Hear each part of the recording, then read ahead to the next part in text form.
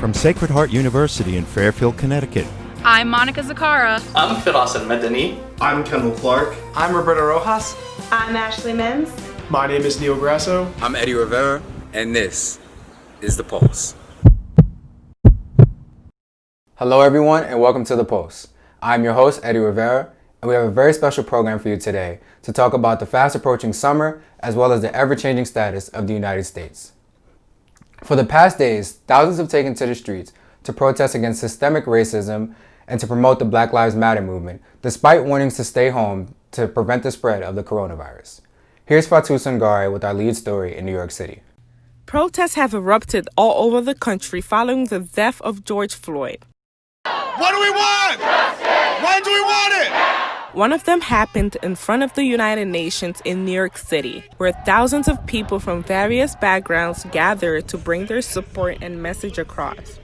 The protest was organized by Warriors in the Garden, a New York City-based organization dedicated to protesting peacefully to enact legislative changes in the community. Our next step is to go across the Brooklyn Bridge. For the past weeks, they've been coordinating peaceful protests throughout the city, voicing their anger and frustration of the justice system and police brutality against blacks.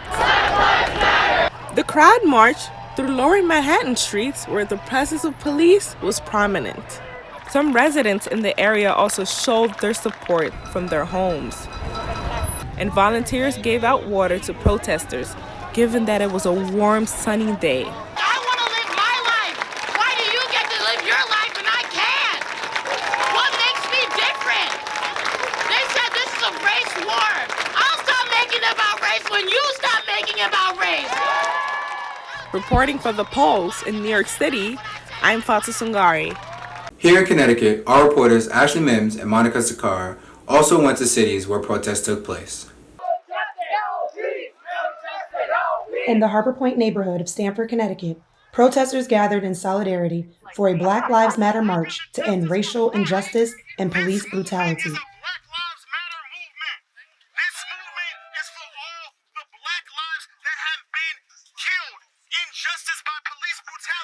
Stand up and make a difference. And this is what happened. This was the result. I can't breathe! I can't breathe! What? I can't breathe! Shouting Black Lives Matter and I Can't Breathe through Columbus Park and all the way to the Stamford Police Station. We are tired. When I say we are tired, we are exhausted of the killings, of the police brutality that's happening around the country. Stamford will hear us. The world will hear us. And today will go down as a historic event that everybody who's here today stands with Black Lives Matter. Look around you. Some of these people could be your brothers, your sisters, and they could be the Freddie Grays of the world. They could be the Eric Gardners. They could be the George Floyds, the Sandra Bland. Black Lives Matter! Black Lives Matter! Black Lives Matter! Black Lives Matter! Police Chief Tim Shaw shared a few words and even participated in an 8-minute kneel of silence to respect the memory of George Floyd. I want to address what was said earlier about us not being in the mix. We wanted to give you the respect that you deserve for what you did. That was a beautiful ceremony. I want you to know also that I've heard about silence. I will tell you this police department is not silent either. We're disgusted as well. So everything we've done with this community, I don't ever want it to go backwards. I think we move forward here. I appreciate you all being here. And my door is always open in the future. Yes! What a peaceful way to end such a powerful protest. Reporting from Stamford, Connecticut, I'm Ashley Mims with The Pulse.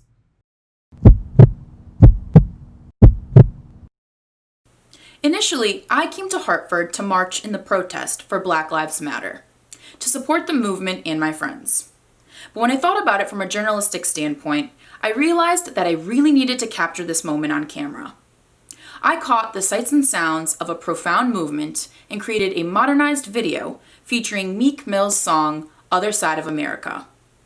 Here's what I caught on June 1st, 2020, in our state capital of Hartford, Connecticut.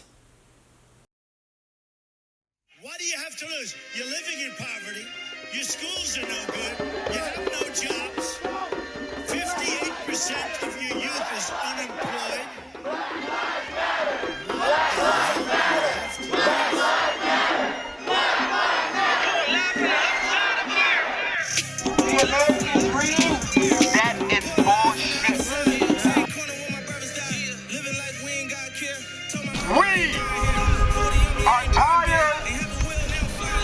racism. No justice! No peace! No justice! No peace! No justice! No peace!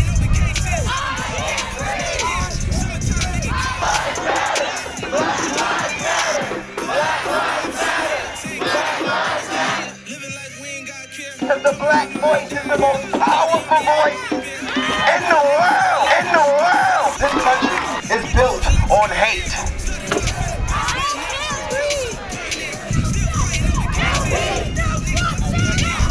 I got students from all over the world, and they don't know hatred.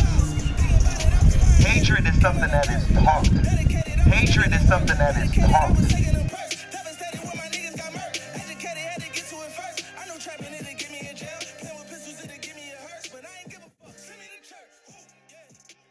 Next reporter Anushka Robinson gives us a closer look at how the current unrest affects black mothers and sons. In this story, she will also express her own opinion. My name is Anushka Robinson, and today I will be reporting on the black experience in America.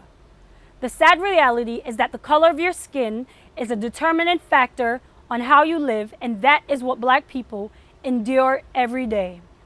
With the recent happenings in the news, I wanted to speak to black mothers and sons to get their take on what's going on.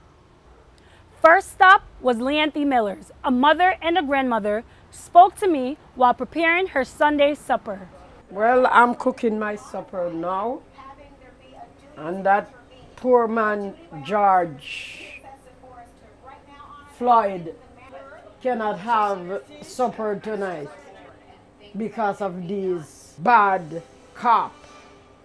Because if they even call for a $20 or whatever check, it doesn't cost his life. Reenacting what she saw in the video, Leanthe shared some of her journey with me and explained her fears. I am from Jamaica.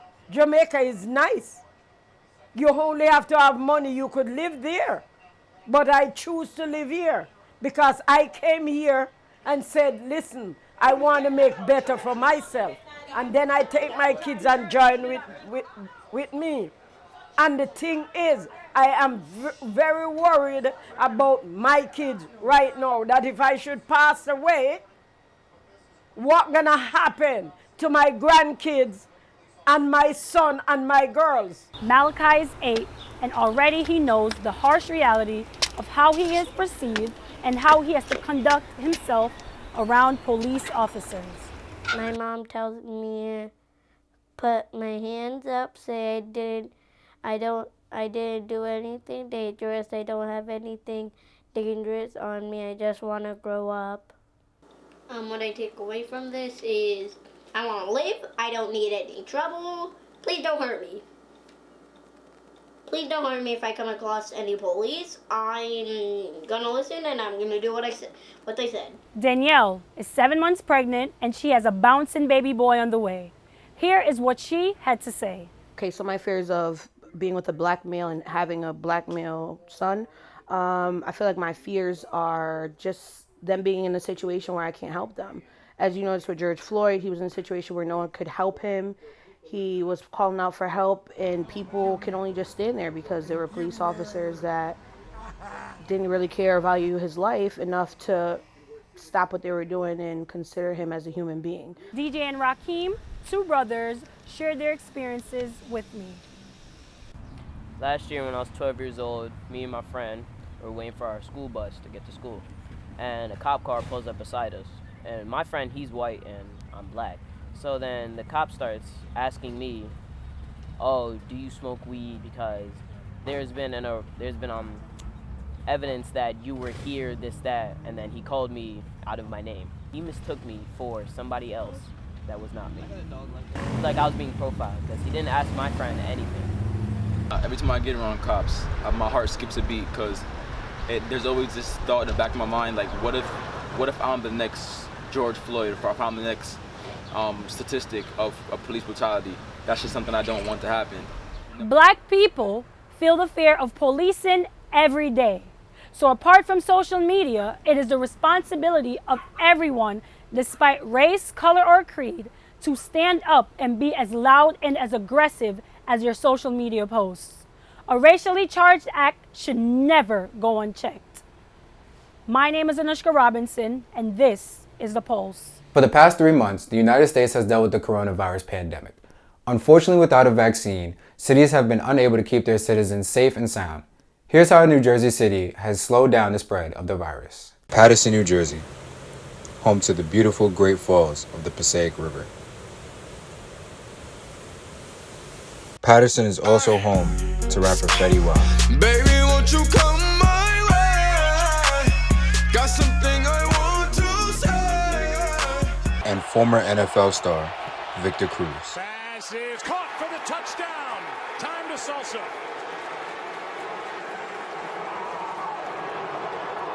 The city was pictured in the 2016 movie Paterson, starring Adam Driver, and an episode to The Sopranos. Like a shoebox. Then later you hear there's a fourth dimension. Paterson hasn't seen the same financial success it once had when it earned the name Silk City. But that was long ago in the late 1800s due to its manufacturing boom and profitable silk production. Home to 150,000 largely non-white people, Paterson is a huge melting pot for immigration, and second to only New York City in population density in the United States. This made it very vulnerable when the pandemic hit. Paterson had many red flags as a coronavirus hotspot, and at first was hit hard. At one point in time, the city had over 5,900 cases. Without a vaccine in place, quick action had to be taken. A team of 50 to 60 board employees at the Paterson Mayor's Office joined 12 public health professionals to lead the coronavirus contact tracing team.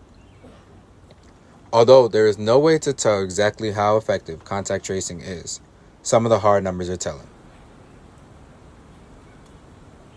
According to a New York Times article on the subject, the contact tracing team successfully investigated and traced about 90% of the 5,900 plus cases. Within a month of contact tracing, the city saw their daily positive test numbers go from 260 to about 70 cases per day. The patient death rate was 5.1% compared to the rest of the state of New Jersey at 7%. With New Jersey having been in shelter in place, most patients were only in contact with family and the occasional coworker, making tracing a little bit easier than it will be moving forward. With racial injustice protests happening across the state daily and the at-home order being lifted by Governor Murphy, efforts may need to be expanded to achieve the same level of effectiveness. The success the contact tracing team in Paterson has had should be a blueprint for dealing with future widespread diseases and viruses. For now, we can only hope that the worst has subsided with the coronavirus and that we'll have a better handle on it with any future occurrences. For now, enjoy the approaching summer. Eddie Rivera for The Post, Paterson, New Jersey.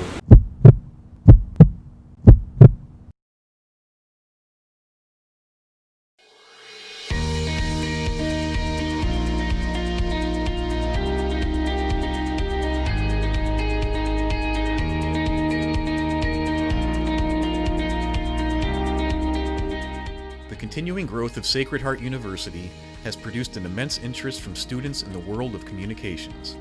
As a result, Sacred Heart established a new School of Communication and Media Arts, simply known as SCMA. The school offers degrees on both a graduate and undergraduate level. Students have an opportunity to study public relations and corporate communications, film, television and media production, journalism, media literacy, and theater arts. The faculty includes renowned media professionals with real-world experience and academic prestige. Classroom experience here is really hands-on. You're at the technical director's chair and getting to work with the switchboard. So I feel really confident going into an interview and being like, yes, I've sat at that chair, and yes, I've done that job, and I know how to work a teleprompter. The production facilities include 2 television studios, 2 screening rooms, 6 post-production editing labs and multimedia classrooms, a radio station, media theater, and forum for events. Our students describe their experience as exciting, contemporary, artistic, empowering, and extraordinary.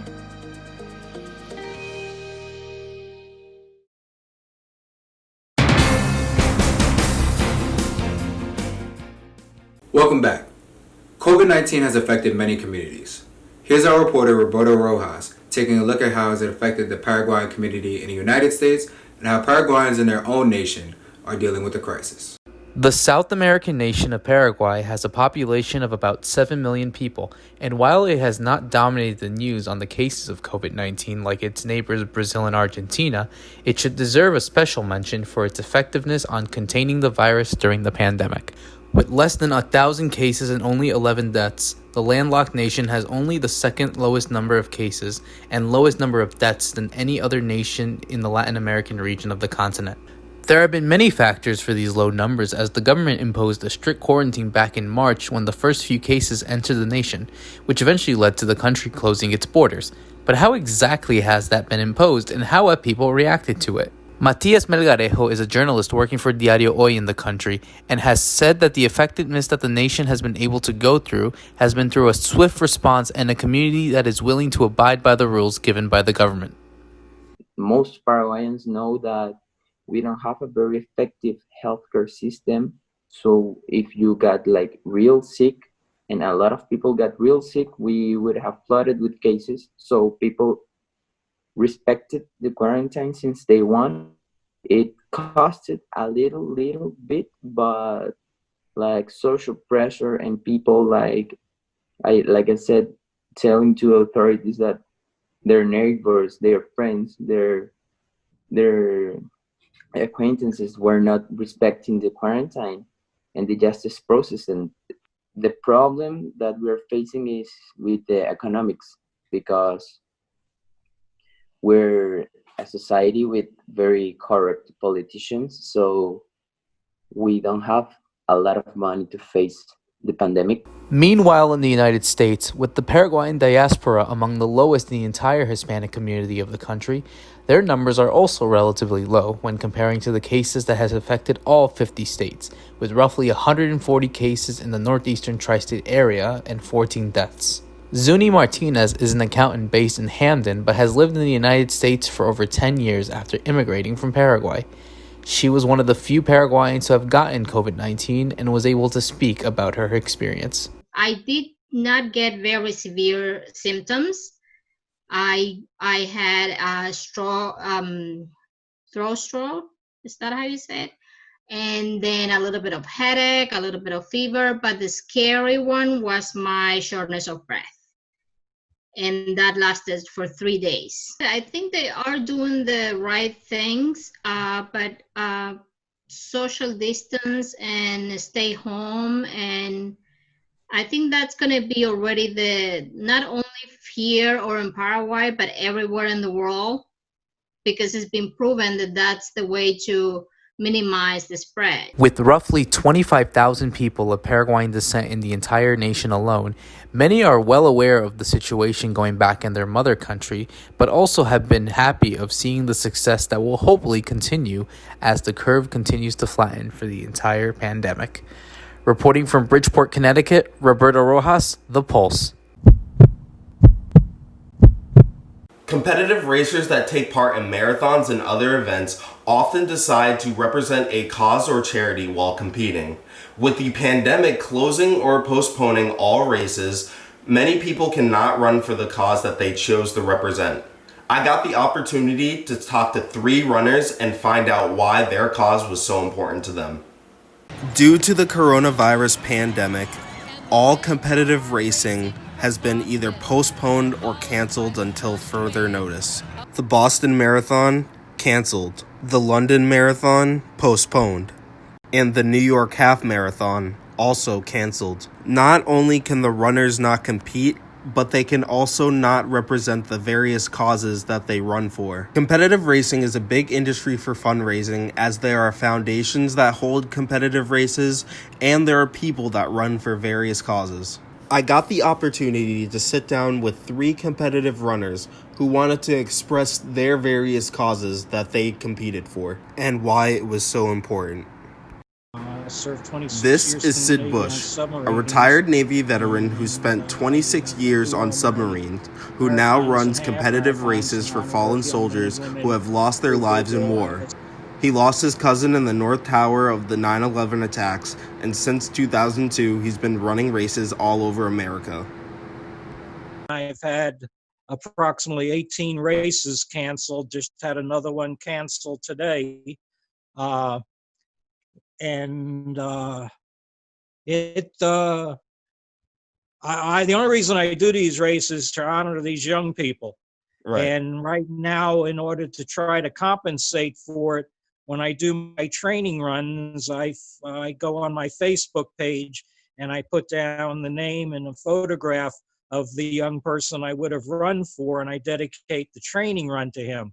And I try to get their name out, but it's not the same. Because I was feeling This is Johnny Coutu, a Massachusetts resident who is planning to run in the Boston Marathon representing the Be Like Brit organization, which funds an orphanage and housing in Haiti after the devastating 2010 earthquake. BRIT is an organization that runs an orphanage in Haiti. Brittany Gengel was a student at Lynn University, and she traveled with her college to Haiti in 2010. That was also the year that they had their devastating earthquake. And Brittany Gengel was unfortunately caught in her hotel during the earthquake. She did send some text messages to her parents the night before, telling her that she was there and that how appreciative the people of Haiti were that they were there.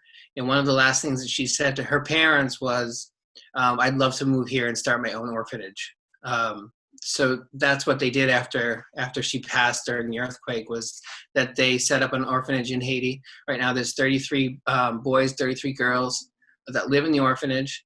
So all the money that's raised goes to support the kids in the orphanage. A second part of that is outside of the orphanage and the community around it. They also help to build housing in the community. This is Luna Hote, a Boston resident who is planning to run the Boston Marathon as her grand exit out of the city, while also supporting the Brigham and Women's Hospital. For Boston Marathon, I'm running for the Brigham and Women's Hospital, specifically the Stepping Strong team, which with a $12,000 goal. And I chose this specific cause, well, first of all, because I was lucky enough to not have that many, I didn't have any cancer in my family or anything like that. So the Brigham and Women's Hospital Stepping Strong team actually started after the Boston Marathon bombing. So it supports all of trauma centers and trauma innovations. For more information about these charities, you can visit the Brigham and Women's Hospital website, and you can also visit belikebrit.com. Reporting for The Pulse, I'm Kendall Clark. Many things have changed in the past months because of the COVID-19, including Ramadan customs for Muslims this year. Let's take a look. Allahu Akbar.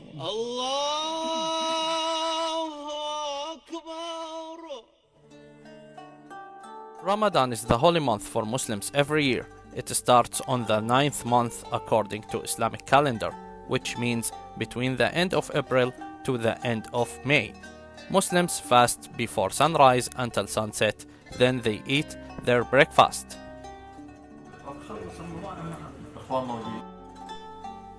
Between this year and last year, because of the corona pandemic, many things changed during Ramadan. Mecca and Al-Madinah is the location of the two most holy mosques for all Muslims. People were not allowed to gather and pray, following an order from the Saudi government to protect people from infection from the virus.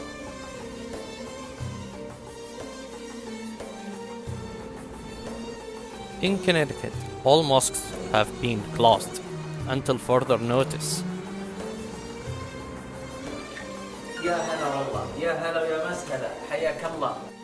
I went and met Muslim students here in Connecticut, and they welcomed me. I saw what they did and how they spent Ramadan during this pandemic.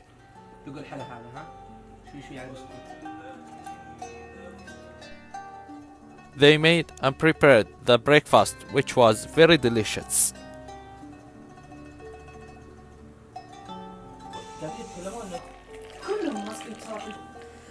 Ramadan this year is different and difficult because of the corona pandemic. But we still practice our religious rituals at home with my roommates in a small group. الله أكبر.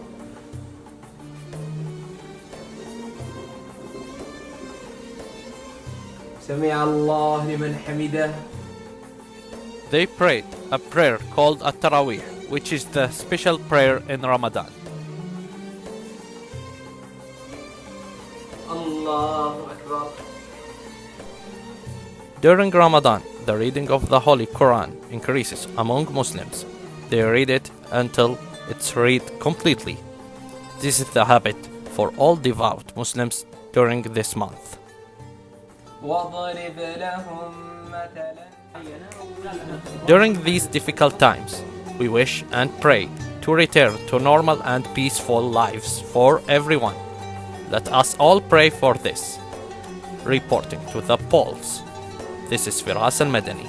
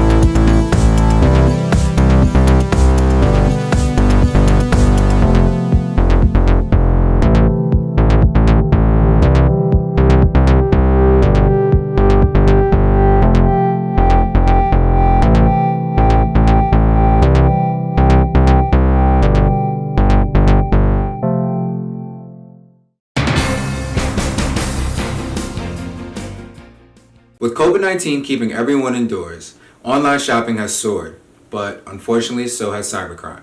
Neil Grasso has the story. At this point, most people in the US know how social distancing practices and self-imposed quarantines have limited recreational activities. Abandoned basketball courts, empty playgrounds, and quiet commercial districts are sights that everyone has become accustomed to over the past couple of months. However, there is one recreational activity that has soared in popularity since the beginning of the pandemic: online shopping. Unfortunately, it seems as though there's always somebody out there trying to ruin the fun for everyone else. Online scamming. The crime of choice for cybercriminals that are looking to make a quick profit from the COVID-19 crisis. As despicable as it sounds, COVID-related scams are in fact on the rise. According to analysis from the payment systems firm ACI Worldwide, many online retail categories saw an uptick in sales during March, with some experiencing as much as a 74% increase in transaction volume compared to last year. This increase has come with a variety of malicious scams. Phishing emails looking to steal personal billing information, phone calls demanding payment for phony treatments, and websites offering fake COVID-19 vaccines and unregulated at-home testing kits that are not approved by the FDA have become all too common. Companies like Amazon and eBay are attempting to take down any product descriptions that contain false advertising. The practice has been proven to be very effective for sellers, but very damaging to consumers. Take a look at this product here. At first glance, it looks like your everyday off-brand hand sanitizer. If you were to scroll down to the review section, however, you could find plenty of customers that say otherwise. Instances of packaging failure, unfilled bottles, and even mislabeled alcohol content, a very important aspect for buyers to consider when purchasing hand sanitizer, are just a few of the complaints listed by customers who are extremely dissatisfied by this falsely advertised product. The Federal Bureau of Investigation published an official release on April 13th warning the general public about both treatment and testing schemes. The Federal Trade Commission created resources for those looking to avoid scams related to stimulus checks and other financial schemes tied to the ongoing health crisis. Those resources can be found on the FBI and FTC official websites, respectively. After reaching out to my local police department, I got in contact with Lieutenant John DeVoe, a member of the Bergen County Prosecutor's Office Cybercrime Task Force. He told me that although scammers have been persistent in their efforts to trick Rivervale residents through email, over the phone, and online through the web, there have been no monetary losses reported in the town. He says that the task force does try to trace the initial scam to its source in order to bring these criminals to justice, and he emphasized the importance of taking basic precautionary steps when engaging with vendors online and when talking with representatives over the phone. Such steps include verifying email addresses and phone numbers before proceeding with any financial or banking information. In Rivervale, New Jersey, I'm Neil Grasso for The Pulse. During the last couple of months, we've been experiencing an uncertain time where many businesses were forced to close their doors. Many of us are still worried about leaving our homes. It is important that we keep our bodies active during this time. I've compiled a short list of parks that have remained open during COVID-19. For more information, you could visit Connecticut's official state website concerning updates on the pandemic.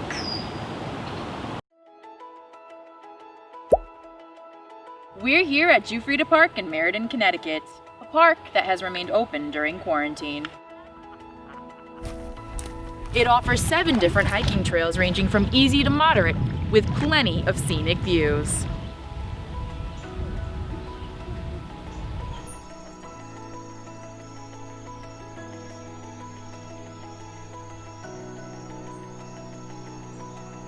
We're up at the top of my favorite trail, Chauncey Peak, overlooking the beautiful Bradley Hubbard Reservoir.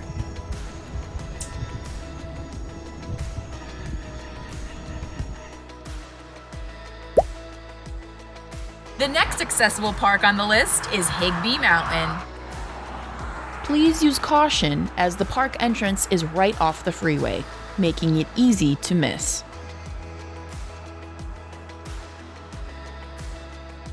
Located within Middletown, Meriden, and Middlefield, its trail will have you climbing over so many rocks, but the view is always worth the climb.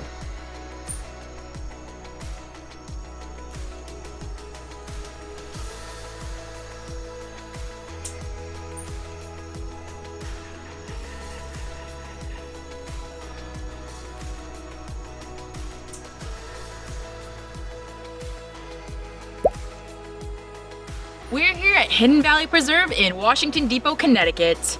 This park has 12 hiking trails and this beautiful bridge overlooking the water.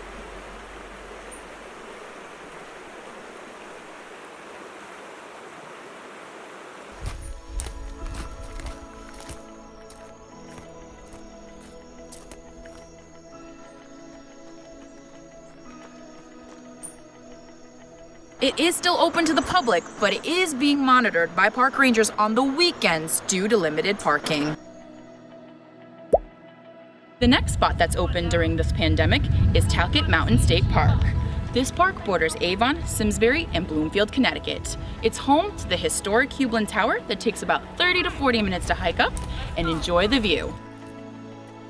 The correct pronunciation of the tower is debated. The Heublin family came from Germany, where they pronounced it Heublin. But after immigrating to the US, it was pronounced Heiblin. After Heiblin Inc. was bought out in 1982, it was advertised on The Tonight Show with Johnny Carson, who pronounced it Hublin. Talcott Mountain offers 5 hiking trails covering 62 miles of the Metacomet Trail.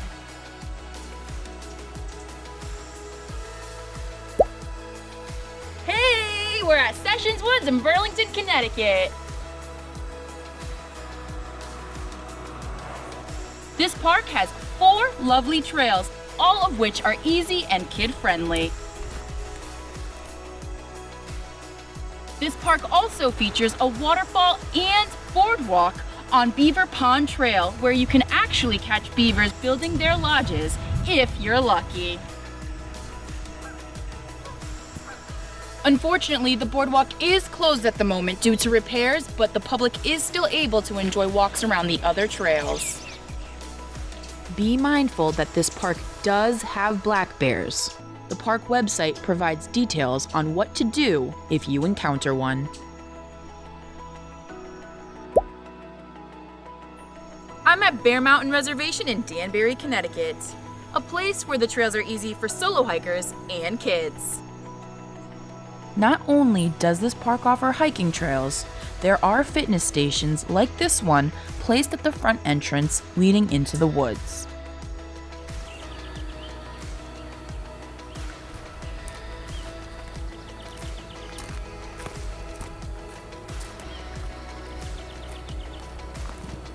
Make sure you take the orange trail. It'll lead you straight to Candlewood Lake, offering a great view.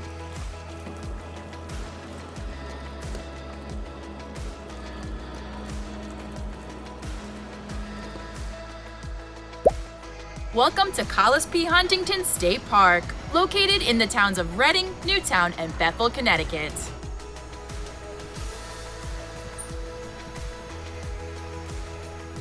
It's known for these charming bear and wolf sculptures welcoming visitors entering the park.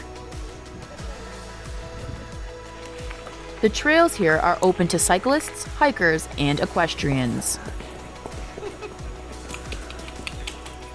Further down the trail, Lake Hopewell welcomes fishermen, canoers, and kayakers.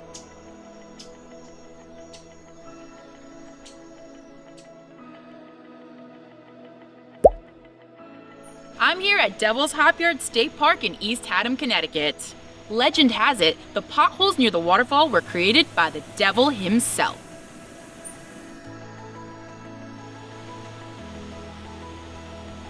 Eerie orbs and unexplained laughter is known to have a presence here.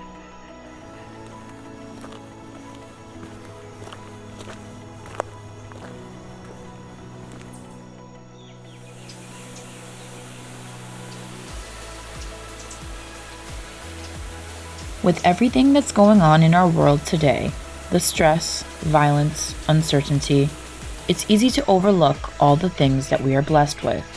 One of those being nature. We must not forget to appreciate the beauty in life that we still have. As Einstein said, look deep into nature and you will understand everything better. Reporting from Berlin, Connecticut, Monica Zakara, The Pulse. From the whole Post team, we hope you enjoyed today's show. Please stay safe and stay tuned for future Post episodes. For The Pulse, I'm Eddie Rivera. Take care and enjoy your summer.